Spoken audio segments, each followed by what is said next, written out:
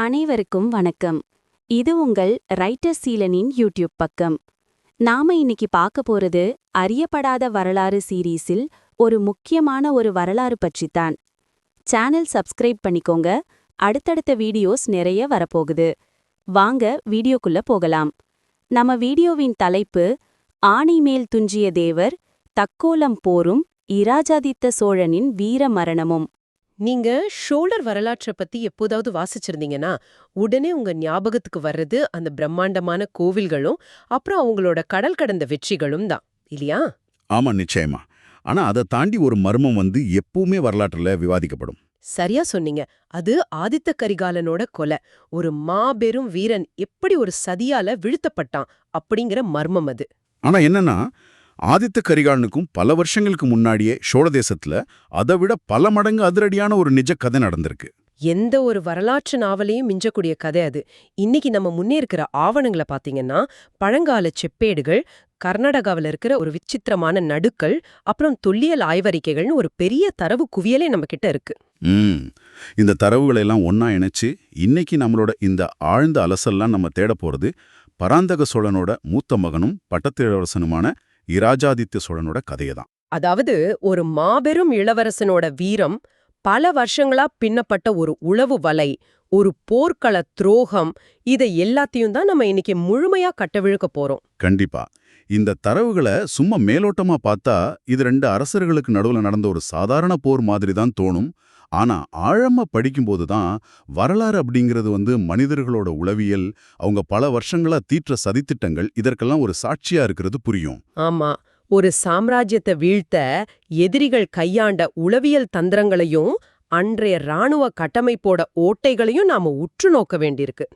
சரி, அந்த உளவியல் ஆட்டத்துக்குள்ள போறதுக்கு முன்னாடி கதையோட நாயகனான ராஜாதித்தரோட பின்புலத்தை நம்ம பாத்துரலாம். தாராளமா.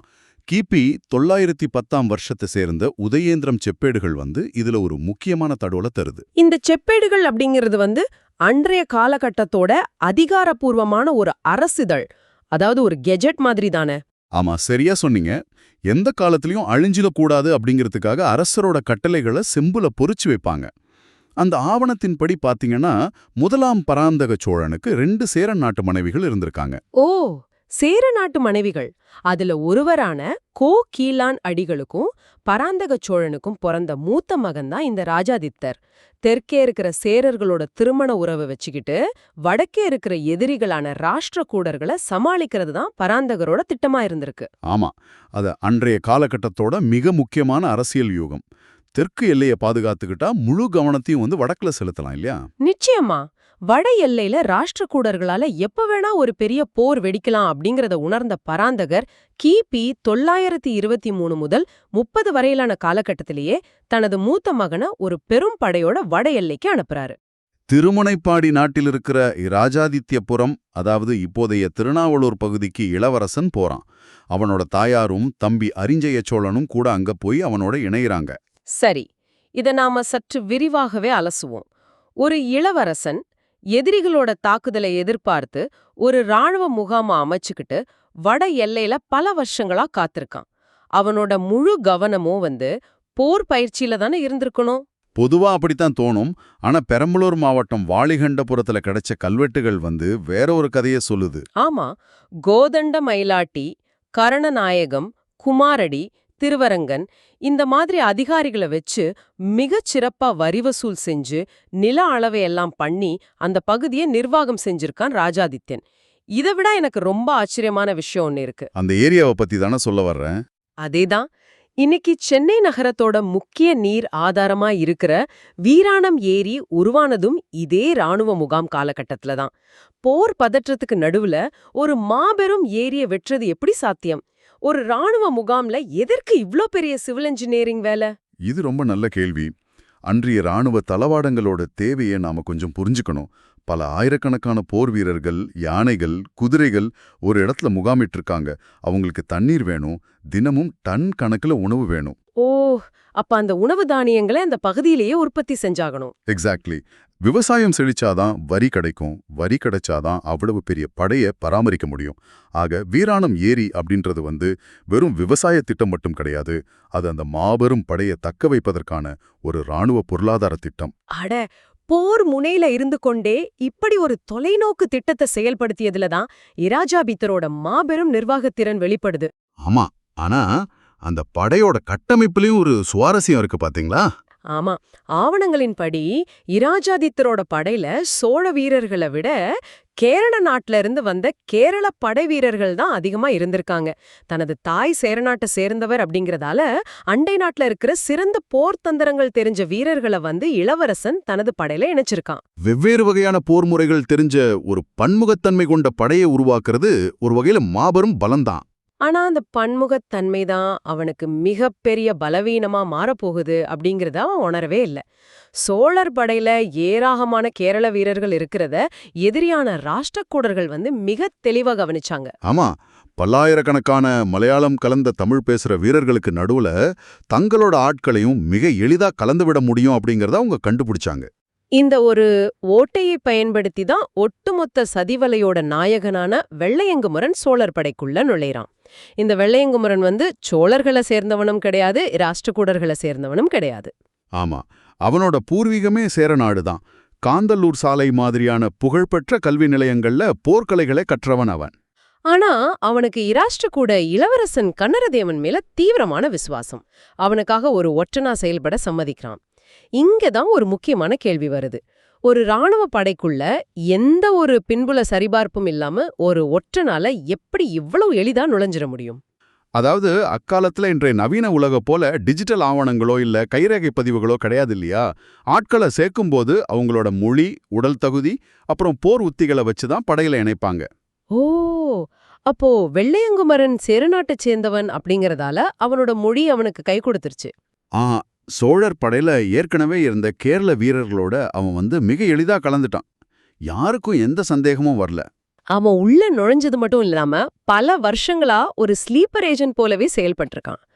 சாதாரண வீரனா சேர்ந்து தனது அறிவாலும் சாமர்த்தியத்தாலும் படிப்படியா உயர்ந்து ஒரு கட்டத்துல பட்டத்திலவரசன் இராஜாதித்யரோட மிக நெருங்கிய நண்பனாகவே மாறிட்டான். அது மட்டுமா, அவனோட தனிப்பட்ட மெய்காப்பாளனாகவும் உயர்ந்திருக்கான். எதிரி நாட்டு ஒற்றன் ஒருத்தன் இளவரசனோட உயிரை காக்கும் மெய்காப்பாளனா மாறுறது எவ்வளோ பெரிய அபாயம் பாருங்க. நிஜமாவே ஒரு மலைப்பை ஏற்படுத்துது. இதுல ஆச்சரியப்பட வைக்கிற ஒரு விஷயம் என்னன்னா, இது ஏதோ ஒரு சில நாட்கள்லயோ இல்ல மாதங்கள்லயோ நடந்த சதி கிடையாது. பல வருஷங்களா அவன் காத்திருந்த அந்த பொறுமையை நாம கவனிக்கணும். கண்டிப்பா. ஒரு ஒற்றன் எப்படி எதிரி மன்னனோட உளவியலை புரிஞ்சிக்கிறான் அப்படிங்கிறதுக்கான மிகச்சிறந்த பாடம் இது. இளவரசனுக்கு என்ன பிடிக்கும், அவனோட கோபம் என்ன, அவனோட பலவீனம் என்ன, இதை எல்லாத்தையும் துல்லியமா ஆராய்ஞ்சு அவனோட நிழலாகவே மாறிட்டான். ஒருவேளை இளவரசனோட உயிரை பல ஆபத்துக்கள்ல இருந்தும் அவன் காப்பாத்திருக்கலாம். அதனாலதான் இராஜாதிப்பர் அவனை தனது சொந்த சகோதரனைப் போலவே நம்பினாரு. அதே சமயம் சோழ தேசத்தோட அத்தனை ரகசியங்களையும் படையோட பலவீனங்களையும் போர் வியூகங்களையும் கொஞ்சம் கொஞ்சமா ஒற்றறிஞ்சு தனது தலைவனான கன்னர தேவனுக்கு கடத்திக்கிட்டு இருந்தான் வெள்ளையங்குமரன். ரகசிய ஒற்றர்கள் மூலமாகவோ இல்ல வணிகர்கள் மூலமாகவோ இந்த தகவல்கள் போயிருக்கலாம். பல வருஷங்களா பின்னப்பட்ட இந்த வலை இறுதியாக கிபி 948 முதல் 49 காலகட்டத்துல வெடிச்ச தக்கோலம் பொற்களத்துல தனது கோர முகத்தை காட்டுச்சு. ஆமா, வட தமிழ்நாடோட அரக்கோணம் அருகே உள்ள தக்கோலம் அப்படிங்கிற இடத்துல இரு பெரும் கூட்டணிகளும் நேருக்கு நேர் சந்திக்கிறாங்க. ஒரு புறம் பாத்தீங்கன்னா இராஜாதித்தர் தலைமையிலான சோழப்படை மற்றும் சேரநாட்டு துணைப்படைகள், மறுபுறம் ராஷ்டிரகூட அரசன் கன்னரதேவன், அவனோட நெருங்கிய கூட்டாளியான மேலை கங்க வம்ச அரசன் 2ஆம் பூதுகன், அப்புறம் வாணர்கள், வைதும்பர்கள்னு ஒரு மாபெரும் கூட்டணி அது. இது ஒரு சாதாரண எல்லைப்போர் கிடையாது, இரு சாம்ராஜ்யங்களோட தலையெழுத்தையே தீர்மானிக்கும் ஒரு வாழ்வாசாவா போராட்டம். சரியா சொன்னீங்க. போர்க்களத்தோட உச்சக்கட்டம். இராஜாதித்தர் ஒரு கம்பீரமான போர் யானையோட மேல அமர்ந்து முன்வரிசையில நின்னு போரிட்டுக்கிட்டு இருக்காரு. அவரை சுற்றி அரணா நின்னு பாதுகாக்க வேண்டியது மெய்காப்பாளனான வெள்ளையங்குமரனோட கடமை. ஆனா சரியா அந்த உச்சக்கட்ட போரின் போது திட்டமிட்டபடியே வெள்ளையங்குமரன் அங்கிருந்து விலகுறான். அந்த பாதுகாப்பு அரண் உடைஞ்ச மறுகணமே சரியா அந்த வாய்ப்பை பயன்படுத்திய கங்கம் மன்னன் 2ஆம் பூதுகன் குறி பார்த்து ராஜாதித்தர் மேல அம்பெய்து கொள்றான். சில வரலாற்றுச் சுவடிகள் அவன் யானை மேல பாஞ்சு குத்தி கொன்னான்னு கூட சொல்லுது. எப்படி இருந்தாலும் ஒரு மாபெரும் வீரன் யானை மேலேயே சாஞ்சு உயிர் துறக்கிறான். இதனாலேயே பிற்கால வரலாறுல இராஜாதித்தர் ஆணை மேல் துஞ்சிய தேவர் அப்படின்னு அழைக்கப்படுறாரு. அந்த மரணம் ஒரு சாம்ராஜ்யத்தோட இதயத்துல விழுந்த மரண அடி. பெரும் வீரனான பட்டத்து இளவரசனோட வீழ்ச்சியை பார்த்ததும் ஒட்டுமொத்த சோழப்படையும் நிலை குலைஞ்சது, சிதறி ஓடியது, தோல்வி உறுதியானது. இந்த ஒரே ஒரு போரோட விளைவால தொண்டை மண்டலம் எனப்படும் வட தமிழகத்தோட பல பகுதிகள் அடுத்த பல தசாப்தங்களுக்கு ராஷ்டிரகோடர்கள் வசம் போச்சு. ஆனா கொஞ்சம் பொறுங்க, இது எனக்கு சற்று முரணா தோணுது. என்ன முரண்? அதாவது ஒரு தளபதி அல்லது இளவரசன் போர்க்களத்துல இறந்துட்டா ஒட்டுமொத்த படையும் எப்படி ஆயுதங்களை கீழே போடும்? அடுத்த நிலையில இருக்கிற தளபதிகள் அந்த படையை வழிநடத்தியிருக்கலாமே. ஒரு தனி நபரோட மரணம் ஒரு சாம்ராஜ்யத்தோட இராணுவத்தையே நிலைக்கொலைய செய்யறது எப்படி சாத்தியம்? பண்டைய கால போர்முறைகளோட உளவியல் தத்துவமே அதுதாங்க. ஒரு மாபெரும் படைக்கு யானை மேல அமர்ந்திருக்கிற தலைவன் வெறும் தளபதி மட்டும் கிடையாது. அவன்தான் அந்த படையோட கொடி, சின்னம் மற்றும் உயிர்நாடி. ஓ, அவனோட கட்டளைகளுக்காகத்தான் படை காத்திருக்கும். ஆமா, தொடர்பு சாதனங்கள் இல்லாத அந்த காலத்துல யானையோட மேல இருக்கிற தலைவன் கீழே விழுந்துட்டான் அப்படிங்கிற காட்சி தூரத்துல இருக்கிற வீரர்களுக்கு தெரிஞ்ச உடனேயே நாம யாருக்காக போரிடுறோமோ அந்த அடையாளமே அழிஞ்சிடுச்சு அப்படிங்கிற பீதி பரவிடும். ஒரு தலைமை இல்லாத படை அப்படிங்கிறது தலையில்லாத முண்டத்துக்கு சமம். கரெக்ட். அந்த சடுதியான உளவியல் வீழ்ச்சியை தான் ராஷ்டிரகூடர்கள் குறி வச்சாங்க. அது அவங்களுக்கு ஒரு மாபெரும் வெற்றியும் கொடுத்துச்சு. சரி, இந்த மாபெரும் வெற்றி வரலாற்றில் எப்படி பதிவு செய்யப்பட்டது அப்படின்னு தேடும்போதுதான் இங்க விஷயம் ரொம்ப ரொம்ப சுவாரஸ்யமா மாறுது. அந்த நடுகலை பத்தி சொல்ல போறீங்க? அதேதான். கர்நாடகா மாநிலம் மாண்டியா மாவட்டத்துல இருக்கிற அதக்கூர் அப்படிங்கிற இடத்துல கிபி 950ல பழங்கன்னட மொழியில செதுக்கப்பட்ட ஒரு கல்வெட்டு, அதாவது ஒரு நடுகல் கிடைச்சிருக்கு. இப்போ பெங்களூர் அருங்காட்சியகத்துல இருக்கிற இந்த அதக்கூர் நடுகல் தக்கோலம் போர் பத்தி விரிவாவே பேசுது. ஆமா, தக்கோலம் போரில் வென்றதற்காக கங்க மன்னன் 2ஆம் பூதுகனுக்கு பானாவாசி, கங்கவாடி, பேலவோலா, புரிகிரி, கிசுகாடு, பாகிநாடுன்னு பல மாபெரும் நிலப்பகுதிகளை பரிசாலித்தான் கன்னரதேவன். அதோட நிக்கல, ராஜாதித்யரோட யானைய செயலிழக்க செஞ்சு அவனோட மரணத்துக்கு முக்கிய காரணமா இருந்த பூதுகனோட சேனை தலைவன் மணலேரா அப்படிங்கிறவனுக்கும் அதக்கூர், கடியூர் ஆகிய கிராமங்கள் பரிசா வழங்கப்பட்டுச்சு. அந்த நடுகல்ல குறிப்பிடப்பட்டிருக்கிற இன்னொரு விஷயமும் மிக முக்கியமானது. போரில் வெற்றி பெற்ற மன்னன் பூதுகன் இரத்தக்கரை படிஞ்ச தனது வாளை கழுவி அதை தன் சேனைத் தலைவன் மணலேராவுக்கு பரிசளித்தான் அப்படின்னு பால்கச்சு கொட்டம் அப்படிங்கிற வரிகள் சொல்லுது. ஆமா, அறிஞர் மயிலை சீனி வெங்கடசாமி அப்புறம் டாக்டர் உல்ஷ் ஆகியோர் இது குறிப்பிடும்போது இது நம்முடைய தொல்காப்பியத்துல வர்ற வென்றவாளின் மண்ணு அப்படிங்கிற பண்டைய வீர மரபை குறிக்கிறது அப்படின்னு விளக்குறாங்க. சரி, இவ்வளோ முக்கியமான வரலாற்று தகவல்களை சொல்ற இந்த அதக்கூர் நடுகள் ஒரு மாபெரும் வெற்றிக்கான நினைவு தூண் அப்படின்னு தானே நம்ம நினைப்போம். ஆனா உண்மையில அந்த நடுகள் எதற்காக எழுப்பப்பட்டதுன்னு தெரியுமா? அதை நினைச்சாலே எனக்கு ரொம்ப ஆச்சரியமா இருக்கு. இவ்வளவு பெரிய சாம்ராஜ்யத்தையே அசைச்சு பார்த்த போர் செய்திய சொல்ற அந்த நடுகள் உண்மையில ஒரு போருக்கான வெற்றி தூண் அல்ல. அது சேனைத் தலைவன் மணலேராவோட வளர்ப்பு வேட்டை நாயான காளி அப்படிங்கிறதுக்காக எழுப்பப்பட்ட ஒரு கல். அட, ஒரு நாயோட நடுகளா? ஆமா, மணலேரா வளர்த்த அந்த வேட்டை நாய் ஒரு காட்டுப்பன்றியோட சண்டை போட்டு வீரமரணம் அடைஞ்சிருச்சு. தன் உயிருக்கு நிகரான அந்த நாயோட நினைவா ஒரு நடுகல்ல எழுப்பி அதுக்கு நிபந்தர்களும் அளிச்சா மணலேரா. ஓஹோ. அந்த நாயோட வீரக்கதைய பொறிக்கும்போது, ஓ, அப்படியே அந்த தக்கோலம் போர்ல நாம சோழர்களை வீழ்த்தியதையும் ஒரு துணை தகவலா சேர்த்து எழுதிடுங்க அப்படின்னு ஒரு சைடு கேப்ல எழுதியிருக்காங்க. இது எப்படி சொல்றதுன்னா, ஒரு மாபெரும் சரித்திர நிகழ்வை ஏதோ ஒரு சாதாரண விஷயத்தோட ஓரத்துல எழுதி வைக்கிற மாதிரி. ஆமா, மனிதன் நிலவுல கால் பதித்த அந்த மாபெரும் சரித்திர நிகழ்வை ஒரு வளர்ப்பு நாயோட மருத்துவமனை ரசீதுல பின்குறிப்பா எழுதி வைக்கிறதுக்கு சமம் இது. வரலாறு எப்பவுமே தனது முரண்களால நம்மை கேலி செய்யக்கூடியது. ஆமா, ஒரு நாயோட நடுகல்ல சோழ பேரரசோட வீழ்ச்சி ஒரு துணை தகவலா பதியப்பட்டிருக்கு. வெற்றியாளர்கள் ஒரு புறம் ஒரு நாய்க்கு நடுகல் எழுப்பி கொண்டாடிக்கிட்டு இருக்க, மறுபுறம் அந்த மாபெரும் சதிவலைய பின்னின ஒற்றன் வெள்ளையங்குமரனோட இறுதி நாடகம் அதைவிட பெரியது. போர்க்களத்துல இராஜாதித்தர் இறந்த செய்தி அறிஞ்சதும் வெள்ளையங்குமரன் தனது இறுதி நாடகத்தை அரங்கேற்றினான். தான் அருகில் இல்லாத அந்த ஒரு நொடியில தனது உயிர் நண்பன் இறந்துட்டானே அப்படின்னு மாரடிச்சு கதறி அழுதான்.